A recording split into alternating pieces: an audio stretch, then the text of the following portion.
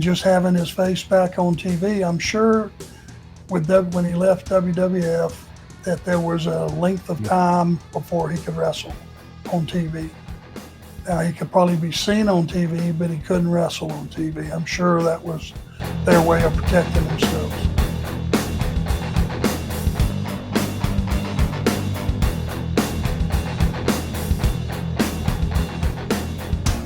So we'll move into, again, what we're talking about here with April. And there's a lot of going on with the top line creative and Ric Flair, because there's a lot of buzz about his reinstatement. His official return to the ring was delayed. And some folks have always asked the question, Arm, why was it delayed? What was going on?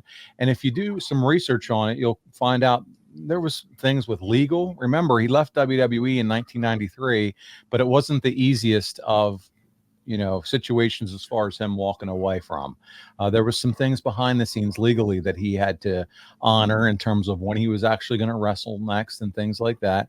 He still wanted to get himself back in good health, and fitness, had to be was part of it, obviously. But story, the creative, the story and the creative had to be right. And so, when you put it all together, it had to be strategic and make sure that it was impactful and it was successful as possible. But what WCW decided to do was kind of have him come back as a manager during this time. What did you think about that? I mean, obviously, Flair on your television in whatever role it should be, wrestler, manager, to me, it would be a good thing. Were you a fan of Flair at this time as the manager role? I think him in any capacity on the TV show was like a neon sign that, he was going to get involved physically, probably sooner than later. And just having his face back on TV, I'm sure when he left WWF that there was a length of time before he could wrestle on TV. Now, he could probably be seen on TV, but he couldn't wrestle on TV. I'm sure that was their way of protecting themselves. I'm going to throw it out to our live audience, which, by the way, the number continues to grow. What do you guys think? CW's watching, by the way. I interrupt this recall. He says, thank you, Arn and Paul from Brittany and I. We're watching here on our honeymoon at Magic Kingdom. You're a class act, kiddo, and you have a lovely bride. Congratulations. So happy for both of you. Very cool. The fact that you're watching us on your honeymoon. Wow. But we hope that you're having a magical time in the magical kingdom, and congratulations just from the pictures that are online. If you're not following them on social media, give them a follow as well. You can find CW and Brittany and follow them there. But congratulations, and so cool for you taking the time to check out the show. We appreciate it. And hey, this weekend, this Saturday, center stage, I don't have to tell you what that means. I know you're chomping at the bit. It is a moment in time. It's not the biggest arenas. It's not the most famous arenas, but if you're a WCW fan going all the way back to Jim Crockett Promotions, it's a big deal walking those hollowed steps backstage at center stage. So congratulations, and hey, make our presence known, my man. That's Anderson country. Well said. Well said from the enforcer. You guys have a blast. Thank you for checking out the show. We appreciate it. We're going to transition back to what we're talking about here, as hard as that is. Darren Staley says, bottom line, guys, Flair puts butts in seats in any capacity, period. And I don't know that you could say it any better than that. Yeah, he's absolutely correct. And I agree with him. Because he's not going to just walk out there in a nice suit, keep his mouth shut, and observe what's going on. He's going to make his presence known within whatever guidelines he's given. Well, it's been a while since you were in a main event role, and I know you've always kind of been that sidekick to Rick. Did you have any reservations with him coming back again, just being paired once again with the Nature Boy, or, hey, just another day at the office for you? I asked Ed McMahon if he mind being second fiddle to Johnny Carson. See what he tells you. Yes. I'm just fine with that. Thank you. Then longtime friend of the show, Darren Staley. Darren said, Arn, should indie circuits lean into live streaming like the YouTube match, like a mini pay-per-view? I mean, it's so convenient for the rest of us that can't make these cards to be able to watch live on YouTube. And if that's the case, I'm all for it. Yeah. Whatever is fan friendly, that's our livelihood. And making it easy and available for everybody to see it.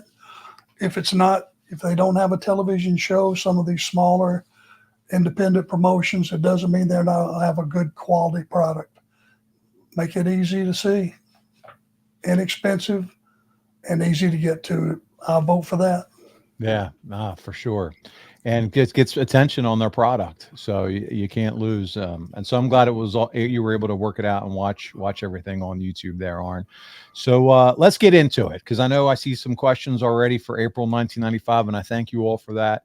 And I want to it's been a while, because we did a couple asks, right? Ask Arn anything. We also had the tribute show that we did to Shorty, to Kevin Sullivan, our dear friend. And so it's been a little while since we've been talking about your career as we've been walking through it. So to catch everyone up, we had talked about Uncensored 1995 the last time we were together. And as you can recall, that Dustin Rhodes, Barry Darsow match, where things got a little, I guess, for WCW out of hand. They both ended up getting fired afterwards. But it was also that night that you faced Johnny B. Bad in that boxer versus wrestler match. What a heck of a time, Arn, it was for WCW. Any kind of thoughts as you talked about that? Did you ever think you'd end up in a boxing ring with anybody in a wrestling card? Did you ever envision that for yourself in your career? It was not something that I had at the front of my prefrontal lobe and was wishing to do. Right. But, it wasn't that big of a stretch. We're in the entertainment business. We're entertainers. That to me just gave me, and I always think story. If I can just tell a story. Well, the story was the boxer that would knock your head off was actually at a disadvantage, because his opponent, who equally would knock your head off, not as efficiently as a Golden Gloves boxer, but I didn't have on gloves.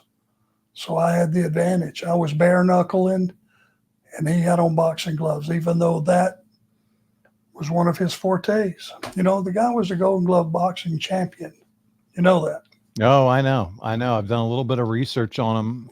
Well, I mean, just watching as a fan, Jim Ross made sure we knew all that good stuff. You didn't get to hear it. You actually were out there performing, but Jim Ross was always the one telling us where they went to college, all their credentials, really making them relevant, making them real, which was what I always thought was cool. That was the difference with his style of play-by-play. He always made sure that you knew their background from a sports perspective, and always shared the credentials. But he always shared that about Mark Merrow, or Johnny B. Bad at this point. That's the story. Yeah. It goes far beyond it just being a boxer versus wrestler. It's like, okay, why is he the boxer? Well, because prior to being a wrestler, that's what he was. That all helps fill in the blanks. It does for sure. And so, Arn, that was your matchup